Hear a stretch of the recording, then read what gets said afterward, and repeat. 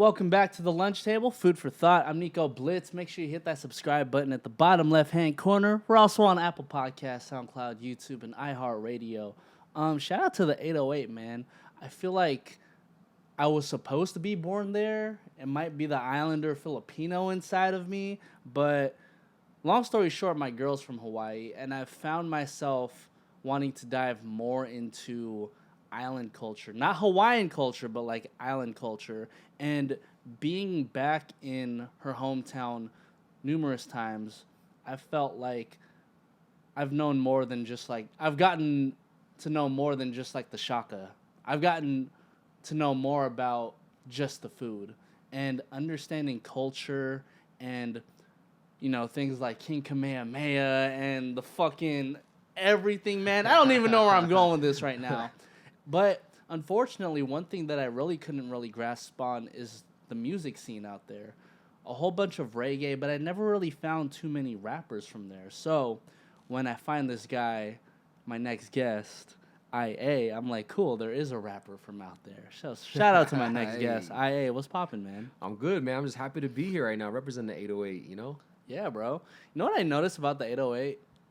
People love to rep Hawaii when they're from Hawaii. Definitely. Shout out to Rocco 808. Yeah, shout out to You know what I Rocco. mean? Shout out to Damn Boy too. Yep. He pulled up just like, yo, what's up, man? What's good? I'm Yep. just like, damn, it's crazy to me how much representation you guys really put on for yourselves. I mean, it's just like that. I guess it goes hand in hand with like that small community, like coming from a small town mentality, you know, just because we come from a small place. Yeah. Being able to rep where we're from and carry that flag and be hype, you know what I mean? And be excited about that. Well, yeah. You know? Like just coming from like another small town in America too, but just so happens we come from an island. Yeah. And I feel like not a lot of people really make it out of the island too much. I mean, shout out to Bruno Mars, but even Bruno Mars wasn't even born in Hawaii. Was it? Or Yeah, he was born in Hawaii. Was Yeah, he? yeah. Okay, my bad. He was actually. Yeah. But so Shout out to Pete. Peter. we actually, me and my girl actually passed by, I think Bruno Mars High School or something. Okay, yeah, Roosevelt High School. Yeah, Roosevelt. Yep. And I was just Actually, like, Damn Boy went there too. yes. Yep. And it's weird to me because, you know, how you can circle the island within like 2 hours or Yep. some shit. I'm just like, wow, like the community here is just so small. Like you can't you can't not know everybody here. You can actually. You find out the last name and the 6 degrees of separation starts happening. Like sat at the bus stop with my uncles, aunties, nephews, friends who, you know what I mean? Like it's just that connection. It's crazy. Even being from different communities too, you know? What island are you from? I'm from Oahu. Oh, okay. Yeah, little town on the west side called Nanakuli. I don't think I've been there. Most so like my side of the island is, you know, it's was known back in the day to be like the rougher side, more Hawaiian, like, you know, the welcoming there to outsiders wasn't so great before. I mean, it's been ever since the explosion of like social media, like people taking pictures of the beaches. Now you start to see more tourists go out to my side, but yeah. So we're not. A lot of people don't end up coming out there because before, like in the 80s and 90s, tourists used to come down and like concierge, like people that work at the hotel, say, don't go to that side. You know what I mean? Wait, is that where all the Filipinos are? Filipinos is like Waipahu, Kalihi. Okay, never mind then. I'm way past that, way Shit. west, far west, where the road ends, pretty much. Okay, We call it the alley, you know, one way in, one way out, kind of thing. The alley. That pretty much the alley. I mean, we call that like the people there that live there. Oh, welcome to the alley, kind of thing, you know. Because once you pass Kolina, which is the resort where Disney's Aulani is at, Okay. then you got Nanakuli, where my family's from.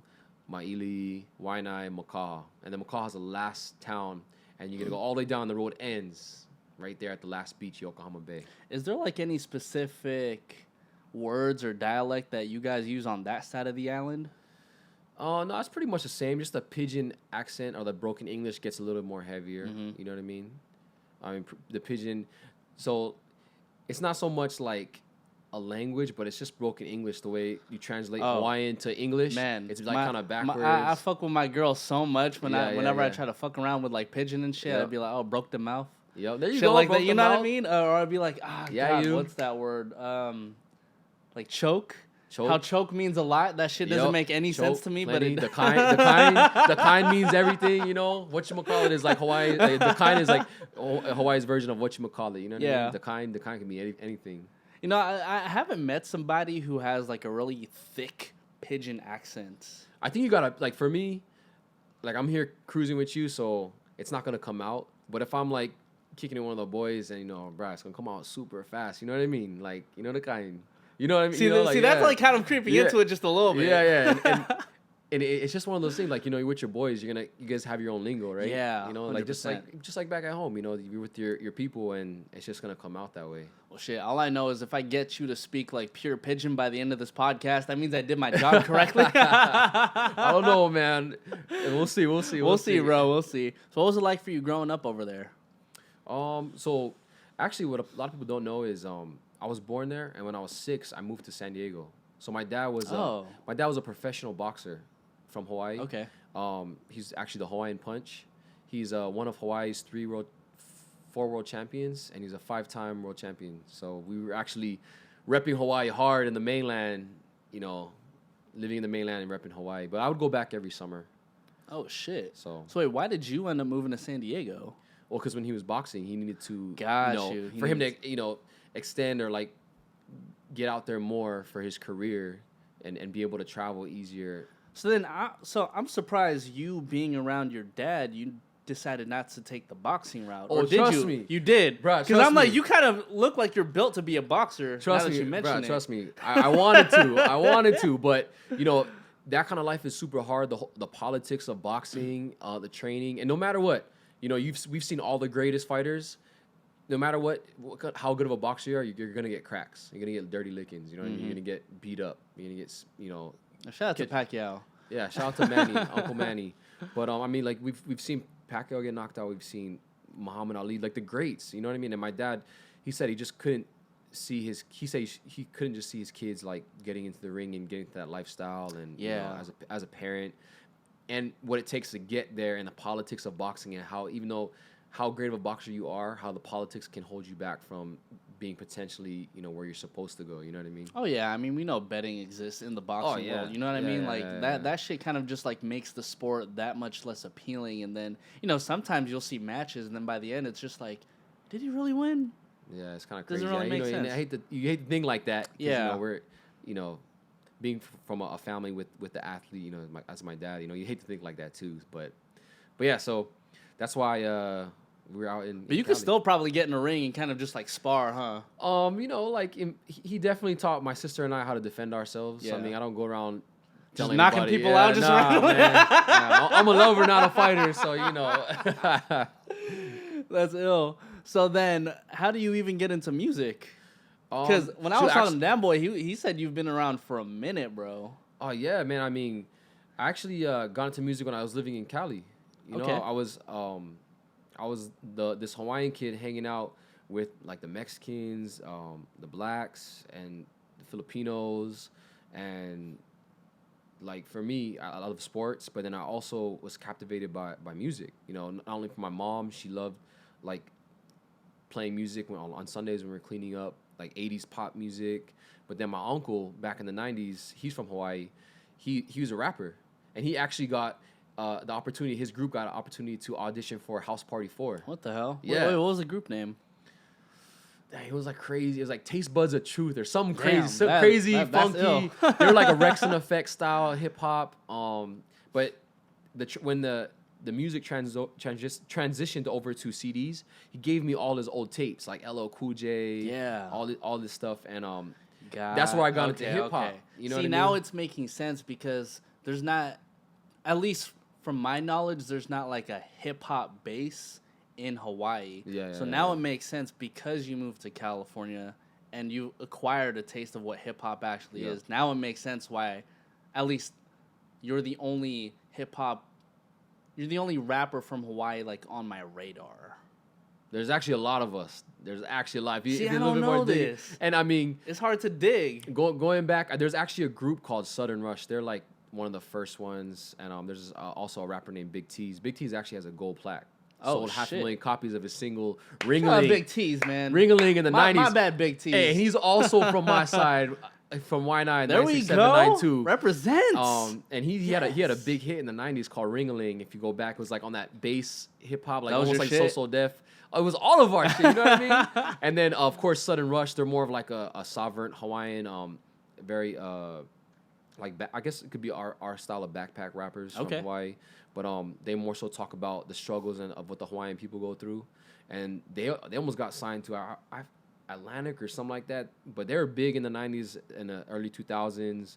We also got Tasho Pierce, who used to be Merce. He had a big hit called Honolulu, but he contributed to he when Kanye came to Hawaii to record My Dark Twisted Fantasy, My Beautiful Dark Twisted Fantasy.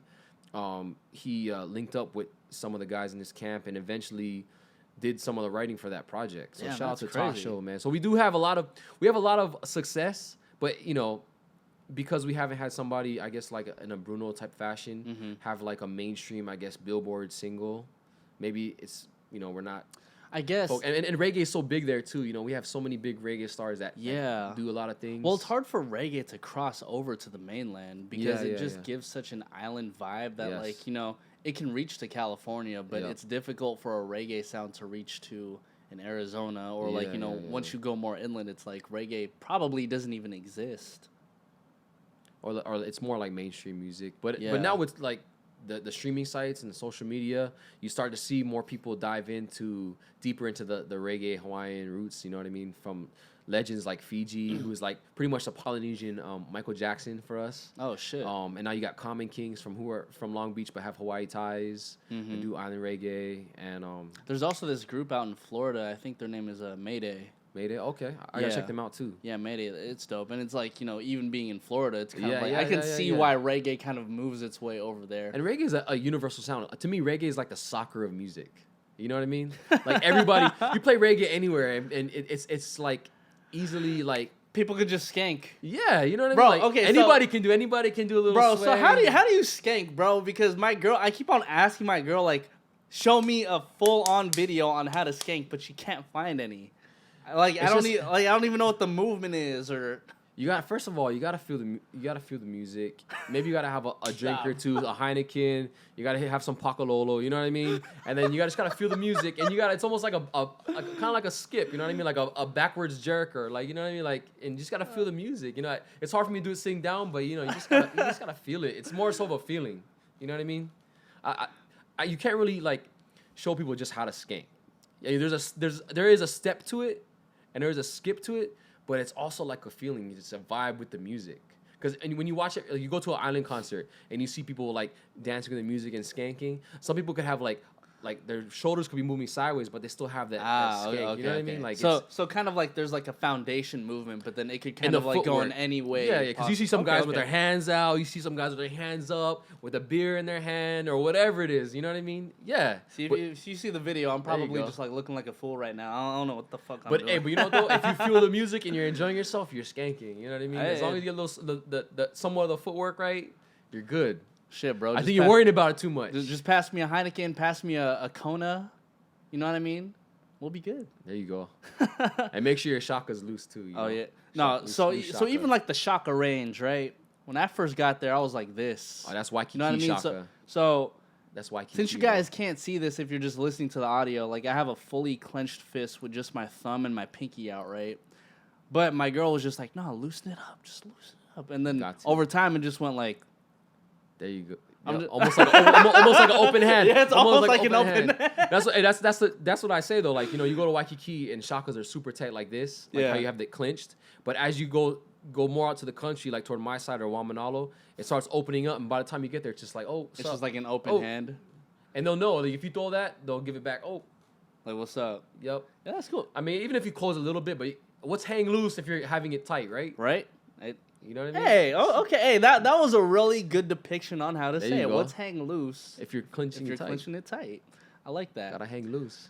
Something interesting that you said prior to getting into the shaka conversation, right, was that the people who worked on Kanye's album, their names aren't out there like that. Mm-hmm. So it kind of built this idea in my head, like there's so many talented people in Hawaii, but there just hasn't been the face I mean, let's leave Bruno Mars aside, right? But Yeah. there hasn't been like multiple faces to really represent Hawaii, and a lot of them have really just been on the behind the scenes work.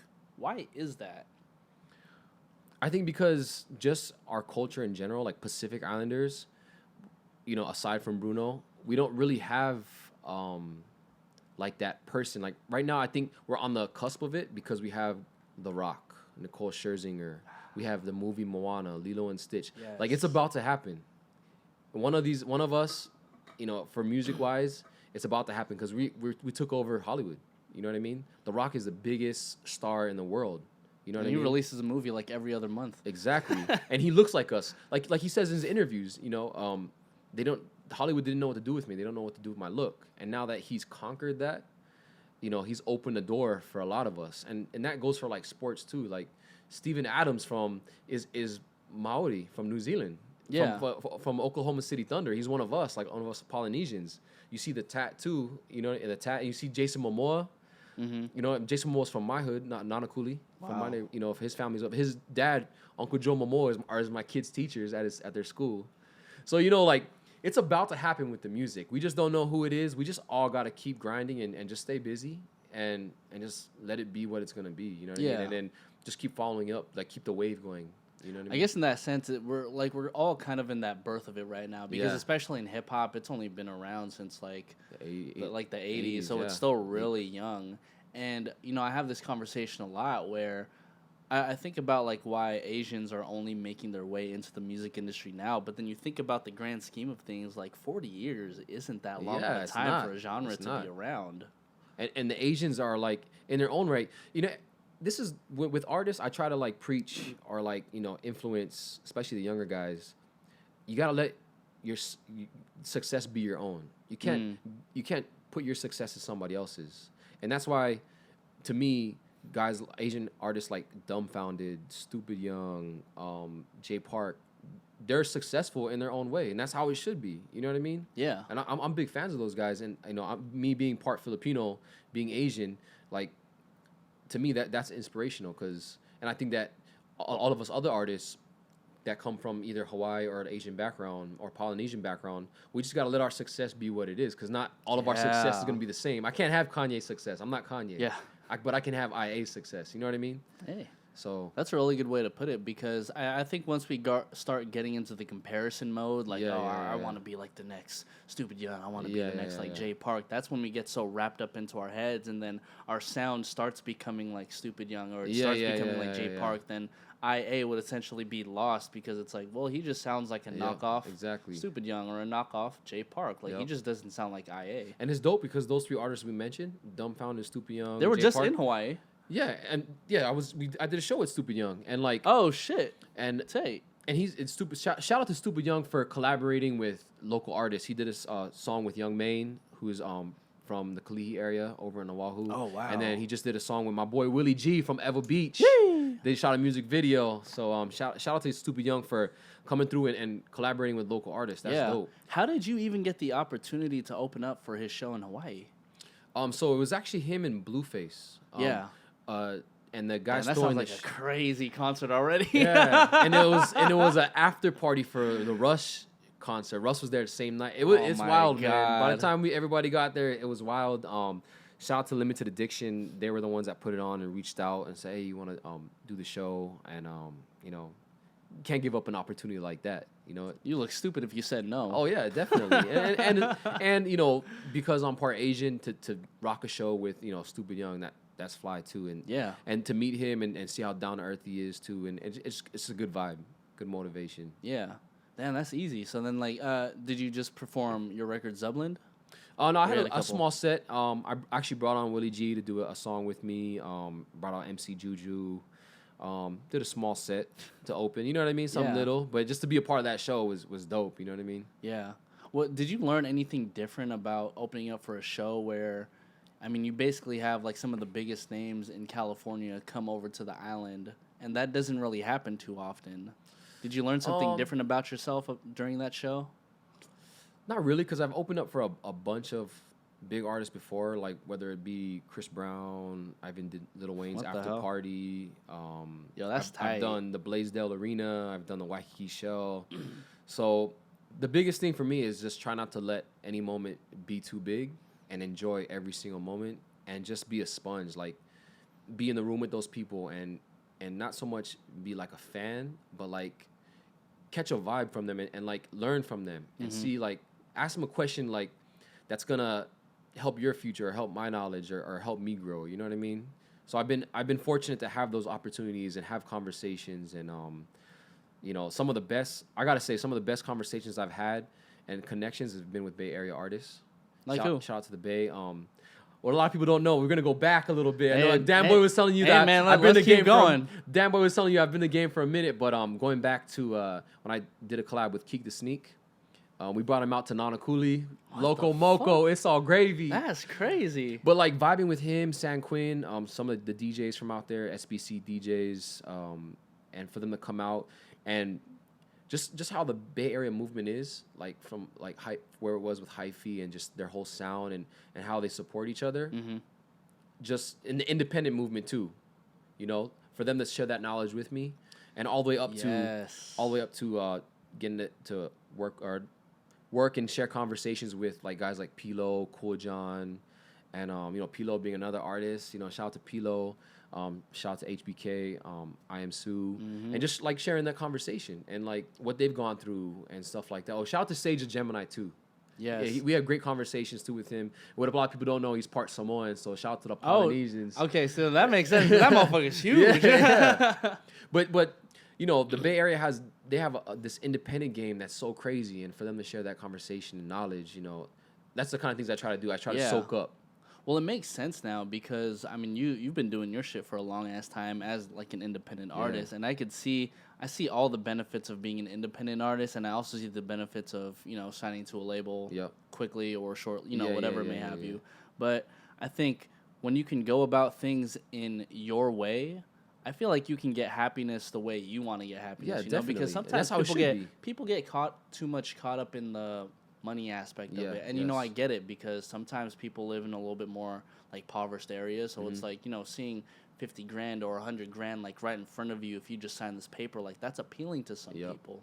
But because they're coming from nothing. Yeah, they're coming from straight nothing. But if you have the assets to kind of just go day by day, making sure that you get your 1, 2, 3 meals a day, and you can still be like an independent artist, independent producer, like keep on doing that shit for as long as you can. Because you want to own every single thing at the end of the day, bro. And it's dope to see guys like Chance the Rapper like talk about owning your intellectual property. You know what I mean? Owning your masters, owning your publishing. You got the United Masters app now that kind of gives us that info of how to own that, how to be your own artist, independent. So it's good to see all that awareness going on. Yeah, you know, and being able to spread that with the other local artists from where I'm from too. Yeah, and being in the game and being able to share that knowledge. And there's a lot, man. I'm telling you. I know you said like you don't know too many of or guys that don't really pop up on your radar, but there's so much crazy talent out there in the islands. It's bubbling, man. It's bound to happen. I feel like it's I just want to I want to go to Hawaii. Then like you need to like take me to everybody, and like we'll just do like a whole string of interviews. Like this is everyone from Hawaii. Yeah, we can go. From the OGs to the new school cast, man. There's so much talent. I mean, like I said earlier, from Big T's to Southern Rush to Tasho, and then going to the new school cats. You know what I mean? Like there's so much stuff going on and bubbling from the OGs to the new cats too. So yeah, man, and that it's a beautiful thing to look at just one part of the world that just has so much talent. And it's crazy because we come from an island, but within our island, there's so many different characteristics. So like where I'm from, Nanakuli, you're going to get a different sound, a different characteristic of people from the people in town, or like people from like from Honolulu, then Waipahu, like we said, where a lot of the Filipinos are, to the east side, which is Waimanalo, to the north shore, Wailua, Wahiwa, Central and Wahiwa. It's everybody's different. Like so, there's different sounds within our I guess our urban sound, which is crazy. There's like subgenres. Yeah, and it's wild. Well, I'm surprised now because you said where you're from on the island is a little bit more rough, but then Zublin is so much more. it's so much more like optimistic than a lot more songs that I hear today. Like that contrast. Well, I wouldn't say rough. It's just it's rough in a way like where the people of that area didn't want outsiders to be there. You know what I mean? It's not like rough like. I mean, there are there's hustling going on over there. People got to do what they got to do to survive. Don't get me wrong. But there's also the rough part was more so wanting to keep our side just to us. You know what I mean? So like, you know, back in the day, if you were Howley or what wasn't from there, you driving over there, they break in your car or like give you a hard time if you come to our beach. Like, it's like, what are you doing here? Yeah, this is our beach. You know what I mean? So that's more so, I guess, so the rough side. So what sparked the change then? Like, what makes an outsider like myself? What makes you guys have an outsider like myself be more willing for me to like make my way over there? It's more so just the vibe you bring. I mean, you got to remember, the small knit community that I come from, Nanakuli, it's very like Ohana oriented. You know what I mean? Very tight. We also have this high integrity for respect. So when you come, you know, you don't want to just come to the beach or go to Zubland and just come and just set up shop. You want to like go over there, talk story, like, hey, you know, see some of the locals over there. Yeah. Are you guys over here? Is this cool if we park right here? Check out set up our tent here. It's like walking into a house. Yeah, you walk into somebody's house, take your shoes off. You know what I mean? Don't come to the beach playing crazy loud music or like leave your trash or you know what I mean. And that goes for like all the places in Hawaii. You know what I mean? That's why we are a certain way to outsiders when people come and visit. You know what I mean? There's like that stigma, I guess. But yeah, just come and be respectful. Like anywhere you go, you come and bring respect, you're gonna get respect. Amen just Hawaii, we hold it to a super high standard to where, you know, we come from a lineage of kings and queens. Yeah. You know what I mean? So like the order of respect and I guess the chain of command, you know, we're very particular in that. You know what I mean? We really go by that. Yeah. So when you come in, like you said, come into the house, make sure you take your shoes off, say hi. Don't, you know, when you talk story. I mean, I guess to me now it's making a lot more sense because there's so many tourists coming into the island that I can't imagine a time when any of your people just aren't bugged by the amount of tourists that are just going in and out. You gotta remember too, like the history of Hawaii, you know, is a reason why that stigma is in place too. You know, like for Hawaiians now, like we were overthrown. Our queen, we didn't want to become America. You know, our queen was overthrown and she was pretty much stripped of her royalty. So, you know, the Americans can come and set up shop pretty much. You know what I mean? And I don't like that's a long-winded story and like that's for, you know, another conversation, but it just comes from that, you know, like people coming and taking over our land and our where we're from. So like that's why, you know, that the whole tourist thing is kind of hard and you know what I mean? It makes sense, you know, like, and that's why we are a certain way, you know. And it's not only just the Hawaiian culture, it's the local culture too, because, you know, there's the Hawaiian culture, but there's also the local culture, the everyday culture, which ties in all these different cultures, whether it be Filipino, Chinese, Japanese, other Polynesians, the military, you know what I mean? And we're all like a melting pot of different cultures, and that's why the way we are, you know, as far as local culture goes, you know, mixing us all together. Amen. So let's backtrack a little bit. From Hawaii, you move to San Diego. When do you decide to move back to Hawaii? So like when my dad was boxing, we traveled all over the world, you know, and I was always jealous of my cousins back at home. They got to be at home. Like I would go back every summer and visit, and I would never want to leave. I was like, Mom, Dad, I want to move back here, but we couldn't because of my dad's career. And I was always jealous because of my cousins and like family our grandparents got to watch them play sports. Yeah. And I was out there in Cali by myself. It was me and my sister. So after high school, I was like, man, I want to go back home. After this, I want to go back home, no matter whatever I got to do to go back home. So after I graduated from high school, I ended up going back home. And I was already in high school. I was in the music already. I was making songs with my boys in the bedroom. You know, like the whole bedroom studio setup with the sock over the mic. Yeah, bro. On all up in the closet, all that. Yeah. And on Windows recording whatever. And then what I wanted to do is I wanted to go home, and I wanted to like find a sound that represents Hawaii, almost like, you know, what West Coast, like every region has, for hip hop, has their own sound, you know, West Coast, down south. I was like, man, I want to go back home. I love hip hop. I want to do music, but I want to do something where Hawaii can relate to and we can have our own sound. Yeah. You know what I mean? Hawaii hip hop. Yeah, Hawaii hip hop, I guess you could say. So that's what I I set out to do. My ambition was to go back home and do music. So I moved back home, and I just wanted to like kind of soak up the scene and learn and see what people were already doing and take their success and apply my own style to it and continue the journey. You know what I mean? Continue that paved path that they paved. Yeah. Really respect the elders, just like how we're talking about, like with, you know, how our culture is. You know, you want to respect the elders, or I don't want to go somewhere where I don't know where it came from. You know what I mean? So then you're making a push. You're obviously like in the bedroom again, like in Hawaii, like really crafting your sound. What was like the first push that you had to make? Were you like doing shows afterwards, or like how did you actually have your music reach everybody? Man, it's crazy because when you think of Hawaii, do you think of hip hop?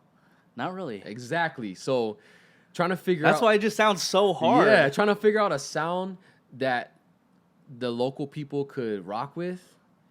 It was crazy. You know what I mean? Like, because we already have a predominant genre, which is like island reggae, and trying to fuse the two, or like trying to do something where even like using like the pigeon, because that can sound kind of corny doing it over like hip hop. You know what I mean? I can see that. So trying to figure out all these mediums, trying to find out how to make it work, whether it's the sound, like should we add a little bit of a reggae to it? Should we add a little bit of local slang? So I tried everything, you know what I mean? And even in the beginning, I used to perform in like these bars and like in small places. And you know what was crazy? Like a lot of the local spots, it was kind of frowned upon and wasn't welcome. But the ones who would give me the time of day were like this club. It used to be called Panama Hatties. It was by more like the military area. Okay. And it was a mostly military crowd. And it was crazy because they would have hip hop nights there, and I would perform there, and sometimes there'd be 5 people, sometimes there'd be, 100 people, but they would show crazy love because they didn't know there is no, I guess, Hawaii sound so they didn't know, but they know they lived in Hawaii, or they're visiting or whatever it was, and like they were rocking with it because they thought that, okay, this is Hawaii, they're happy to be here, which was super dope, and it was kind of ironic, like, like I see no faces that look like mine here, but they're rocking with me, so I'm just gonna keep going. Honestly, but then it sounds a lot easier to market your sound to the military because you got people from all over the United States coming over there, so then they probably just look at that like, yeah, I already listen to hip hop. This must be what hip hop in Hawaii sounds like.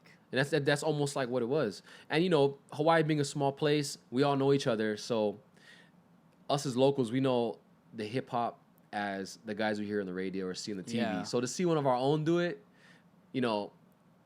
maybe at the time or before, they weren't ready for it yet. You know what I mean? Like Big T's, he was able to capture that bass sound of like hip hop in the 90s, like the So Def Bass All Stars kind of thing, and he was able to, make something that was on that same wavelength, you know what I mean? And like people could like rock to because it was like had the same sound of during that time. And even like for Sudden Rush, who do like more Hawaiian style, sovereign, conscious music, hip hop, it was tied to stuff that was like issues that was going on, at home in Hawaii. So they had a very niche crowd, but there wasn't something just strictly for like local culture. There was a lot of us doing it. Got you. There was a lot of us doing it. And there was a lot of us doing it at that time, whether it was like myself, Tiki Entertainment, Sick Records, Direct Descendants, like I'm naming all these people, Gritty Fitty. Yeah, no, and we were just trying to figure out a sound, and we all had different sounds because we came from different areas of the islands, and So then now my question is, what prevents you guys from just like collaborating with each other?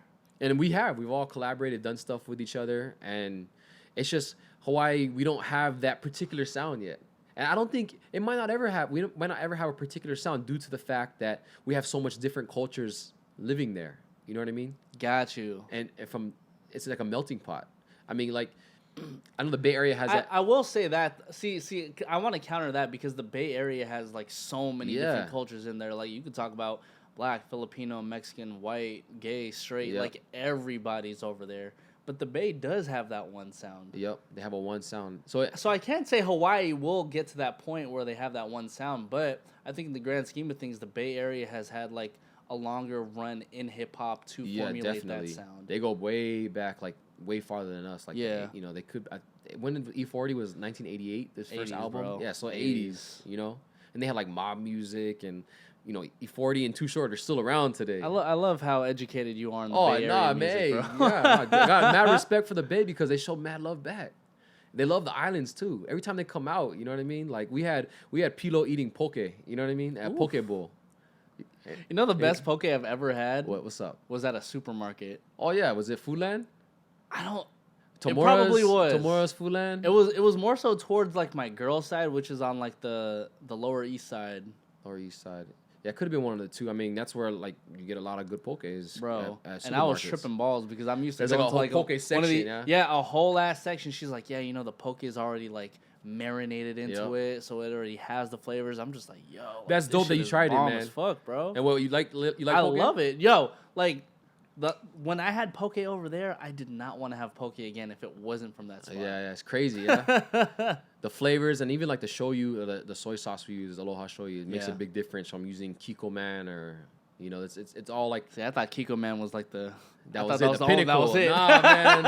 Shout out to Aloha shoyu. We need to get We need that Nico a plug, sponsor, bro. man. That's hella funny. Oh man, now that we're talking about food, I never believed my girl that you could buy a spam musubi at a 7-Eleven. 7-Eleven.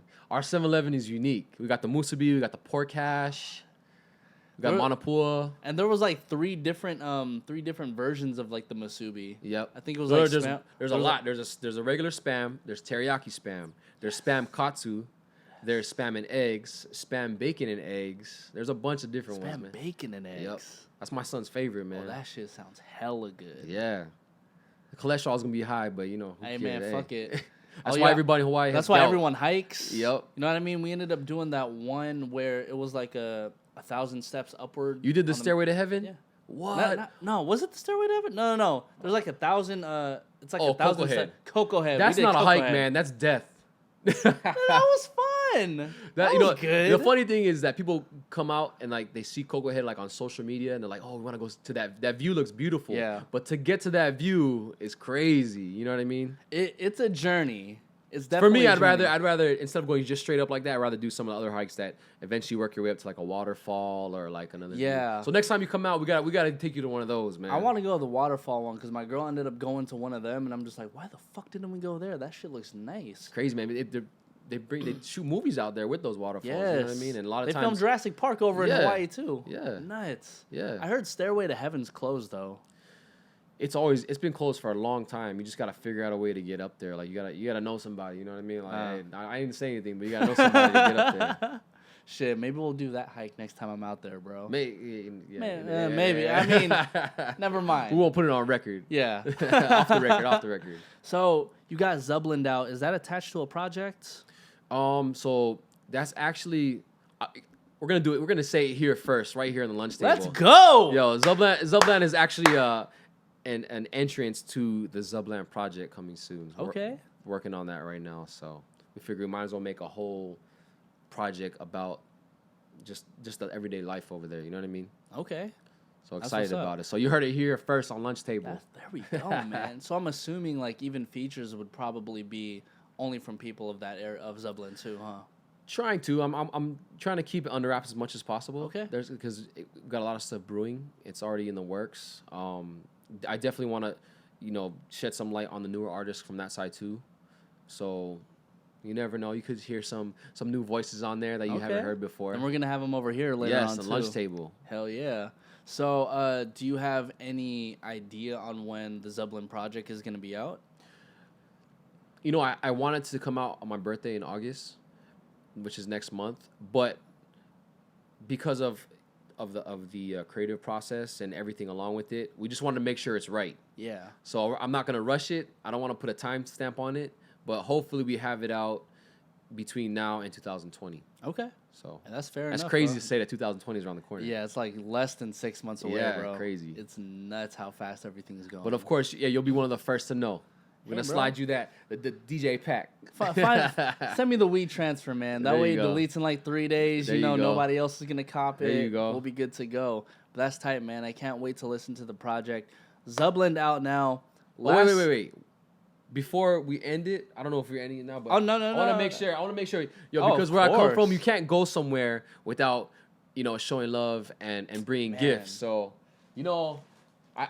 we had to do this. We Oh, had to do, shit. we had to do the macadamia nuts. You know what I mean? We had to. I had to. Okay.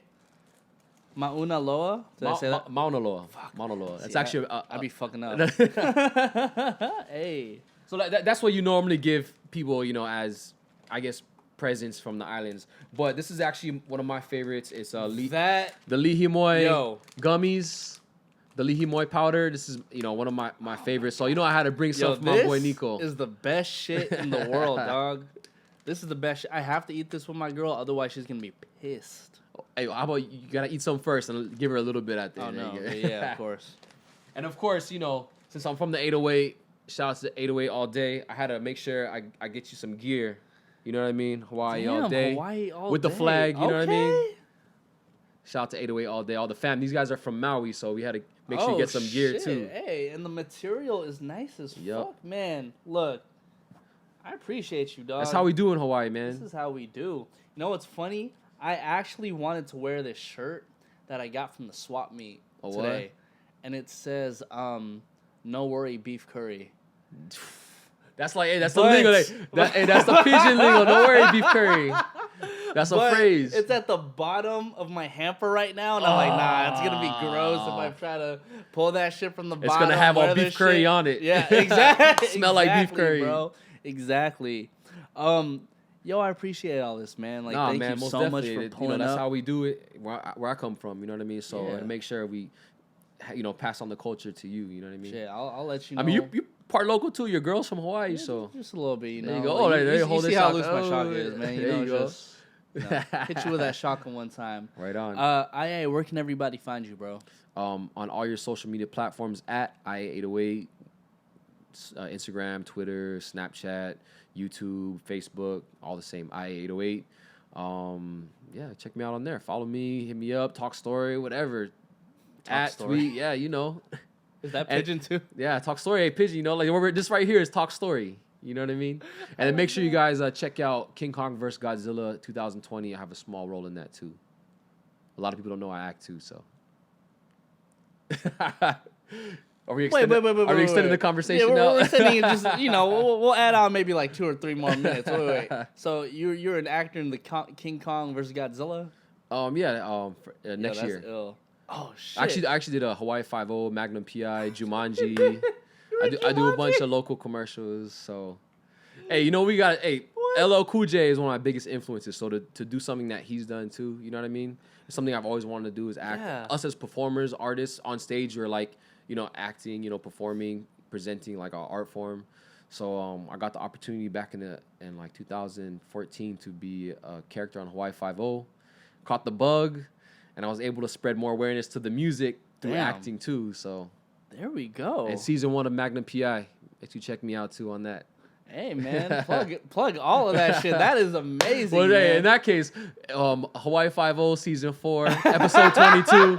Look for me. I'm Jamie Kamaka. Stream it because so I can get that royalty check. This is insane. IA, everybody, man. This guy is a living, breathing legend from the 808. Man. This is the lunch table. Food for thought. I'm Nico Blitz, IA, and just Yep. Yay. Hang it loose. Big time.